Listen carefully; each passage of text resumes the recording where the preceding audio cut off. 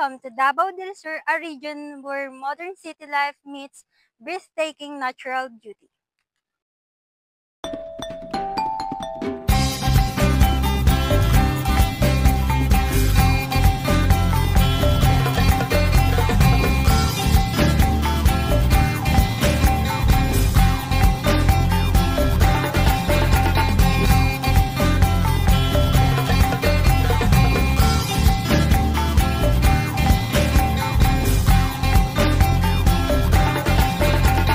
Discover Davao del Sur, a paradise of nature and culture. So our first stop is the People's Park. It is a 4-hectare cultural theme park where it features a fish pond, mini forest, playground, and the iconic Durian Dome. It is one of the cleanest and greenest park in the Philippines.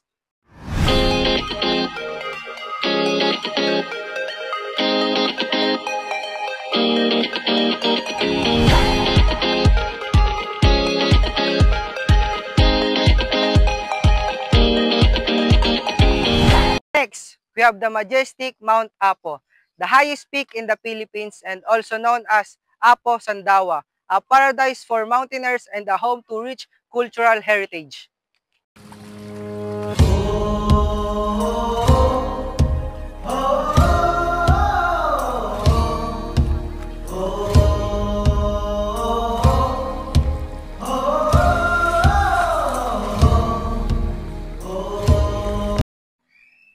Davao is also a home for the Philippine Eagle Center, where the country's national bird is located. The endangered Philippine eagle is protected and cared for a must visit for nature lovers.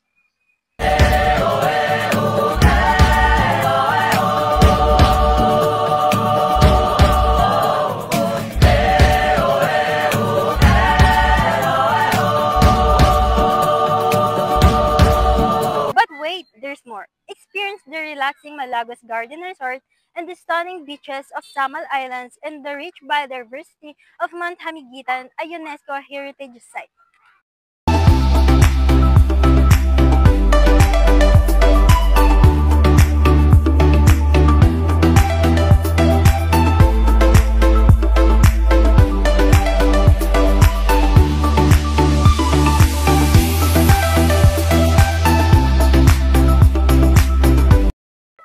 Come and experience the wonders of Davao del Sur, where adventure, nature, and culture come together. See you soon!